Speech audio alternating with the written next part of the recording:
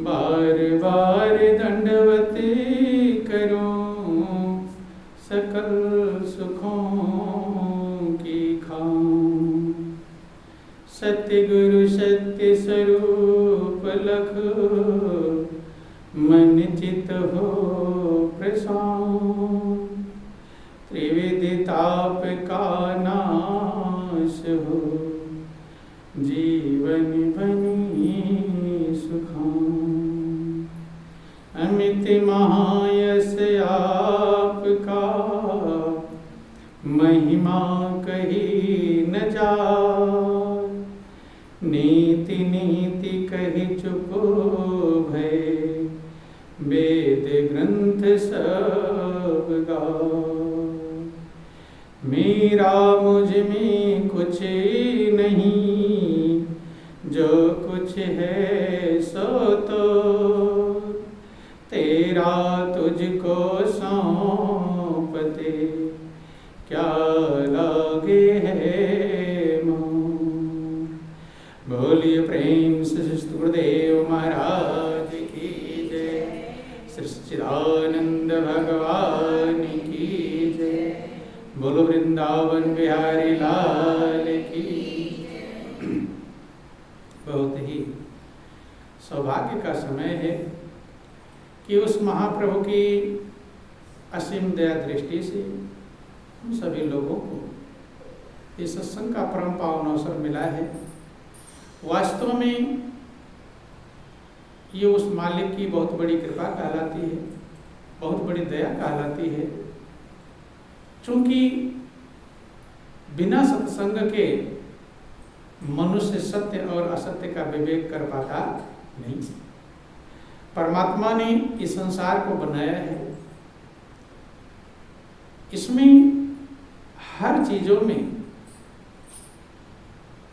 गुण भी है और दोष भी मौजूद है, मिलावट है, मिला हुआ है। अब हमारे विवेक की आवश्यकता है कि हम उसमें से क्या लेते हैं, क्या ग्रहण करते हैं। रामायण वर्णन आया कि जड़ चेतन गुण दोषमय विश्व कीन करता। संत हंस गुण गाई पे परिहरिवार विकार। कहते हैं कि जड़ और चेतन गुण दोष में, गुण और दोषों से युक्त ये सृष्टि बनाई गई है। हर चीज में अगर गुण भी है तो दोष भी है। किसी चीज को आप नहीं कह सकते कि इसमें गुण ही गुण है, दोष ना हो। और किसी ऐसी चीज को भी आप नहीं कह सकते इसमें दोष ही दोष है, गुण ना। गौर करना, विचार करने का हम प्रयास करेंगे। देखो कुछ समय तक हवा हमें ना मिले तो हमारी मृत्यु हो जाएगी। ये हवा का कितना अच्छा गुण है। लेकिन वही हवा का जब तूफान आता है तो सुनामी आ जाता है, कितने सारे लोग मर जाते हैं। तो हवा में गुण भी है और अवगुण भी मौजूद है। एक हाल जल का है, जल ही जीवन है। कुछ दिन जल ना मिले तो बेचैन हो जाएंगे, मृत्यु के कगार पर पहुंच जाएंगे। जल ही जीवन कहलाता है। लेकिन वही जब जल ज्यादा आ जाता है तो बाढ़ आ जाती है। केदारनाथ में जो आ गया था, महाप्रलय का रूप धारण कर लेता है। यही हाल अग्नि का है। आग से क्या क्या कार्य हो रहा है, लेकिन वही अग्नि जब लग जाती है, जलने लगता है, फिर कितना जलकर राख हो जाएगा कुछ भरोसा नहीं। बिजली का यही हाल है। बिजली सारे कार्य करती है, छोटे से लेकर बड़ा कितना काम कर रही है। लेकिन वही बिजली का तार जरा सा छूट जाए तो मार भी डालेगा। तो महापुरुष समझाते हैं कि जड़ चेतन गुण दोष में विश्व कीन करता है। इस संसार को की जो रचना हुई है गुण और दोषों से युक्त है। हम इस दुनिया में आकर के असत्य में जीना सीख जाते हैं, जीना तो सत्य में, सत्य को पकड़ना था, सत्य पे चलना था, सत्य में जीना था। लेकिन इस दुनिया में आकर मनुष्य असत्य में जीना सीख जाता है और एक प्रकार से जीना ही नहीं, समझ लो हम उसके आदी हो गए हैं। क्या हो गए हैं? आदी। आदी समझते हैं? आदतन। ज्यादा जो आदत में आ जाए तो जल्दी मनुष्य उससे हट पाता नहीं। लत जिसे लग जाए, लत कहते हैं, आदी कहते हैं। जैसे किसी को शराब की लत लग जाती है तो घर वाले समझाते हैं, रिश्तेदार समझाते हैं, परिवार समझाते हैं, लड़ाई झगड़ा होता, सब होता है, लेकिन जल्दी वो शराब की आदत को छोड़ पाता नहीं। तमाम ऐसे नशे हैं जिसका नशा लोग प्रयोग करते हैं, ना मिले तो व्याकुल हो जाएंगे, लौटने लगेंगे, बेचैन हो जाएंगे, मरने के कगार पर पहुंच जाएंगे। तो महापुरुष समझाने का प्रयास करते हैं कि जैसे एक नशे वाला नशे का आदी हो जाता है तो जल्दी नशा छोड़ पाता नहीं है, घूम घूम करके उसी में जाता है। उसी प्रकार से मनुष्य आदी हो गया है असत्य में जीने का, असत्य को स्वीकार करने का। किसको? असत्य को स्वीकार करने का। इसीलिए सत्य सामने आता भी है तो उसको हम ग्रहण कर पाते नहीं है, क्योंकि आदि किसके हुए हैं? असत्य के। किसके आदि हुए हैं? असत्य के आदि हुए हैं। ध्यान देना, अभी कहीं पर शादी विवाह हो रहा हो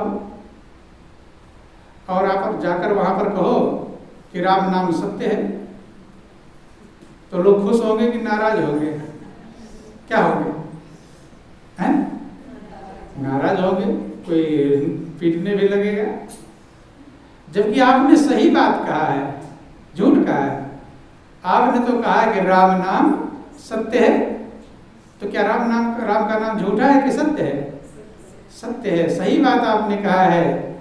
लेकिन चूंकि हम आदी हो गए हैं किस चीज के? राम नाम सत्य कब हम सुनना पसंद करते हैं? जब किसी की मौत हो जाए, हैं?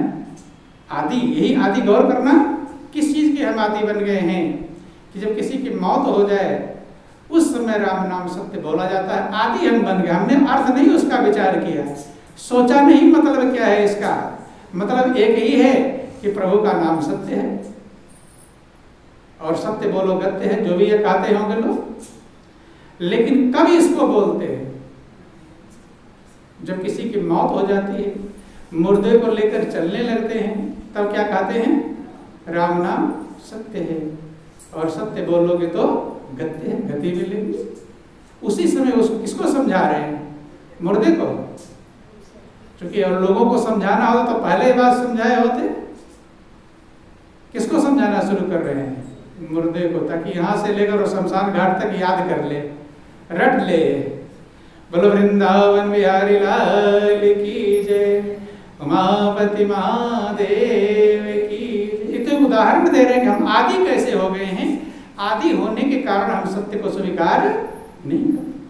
ध्यान देना, तो राम नाम सत्य है, मुर्दे के लिए नहीं, अपने लिए कहते, ताकि अब तक नहीं याद कर पाए हो, अब याद कर लो कि जैसे इसकी गति होगी, हो रही है, ऐसी तुम्हारी भी एक दिन गति होगी। याद कराया जा रहा है कि इससे पहले राम नाम जो सत्य है उसको पकड़ लो। क्या कर लो? पकड़ लो।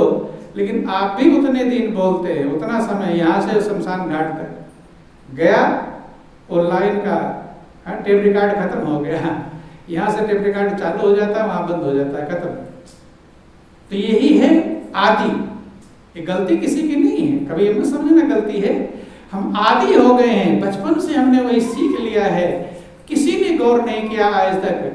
कहीं शादी में, विवाह में, बर्थडे हो कहीं, और वहाँ राम नाम सत्य कोई बोल दे तो शायद लड़ाई झगड़ा हो जाएगा, नहीं हो जाएगा, जबकि बात सही कह रहा है। बोलो वृंदावन बिहारी लाल की जय, उमापति महादेव की। बर्थडे मनाते हैं, बच्चे का जब जन्मदिन आता है, साल भर बीतता है, तो हम उसका जन्मदिन मनाते हैं कि मेरा बेटा 1 साल का हो गया, 2 साल का हो गया, 10 साल का हो गया, 20 साल का हो गया, है? खुशियां मनाते हैं। क्या मनाते हैं?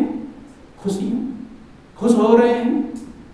जबकि गौर करके देखा जाए तो जो हैप्पी बर्थडे आप कह रहे हो, हैं? 1 साल उसकी उम्र घट गई है। क्या हो गई? घट गई है। तो 1 साल जब उम्र घट गई है, आपका रुपया घटे, तो आप खुश हो, खुशियां मनाते हैं या बेचैन होते हैं? क्या होते हैं? क्या होते हैं? बेचैन। रुपया घटे, सोना चांदी घट जाए, जो भी अच्छी चीजें घट जाए, उसके लिए हम बेचैन होते हैं। क्या होते हैं? बेचैन होते हैं। लेकिन उम्र घट गई है तो हम हैप्पी बर्थडे मना रहे हैं। क्या मना रहे हैं? Happy birthday. उम्र घटी हुई है, कम हुई है, 1 साल कम हो गया। जो 1 साल का हमारा सौभाग्य था, परमात्मा ने दिया था 1 साल जिंदगी जीने का, 1 साल जीवन को आनंदमग्न बनाने का, 1 साल जीवन को कल्याणमय करने का जो मौका दिया था, वो 1 साल का मौका गायब हो गया।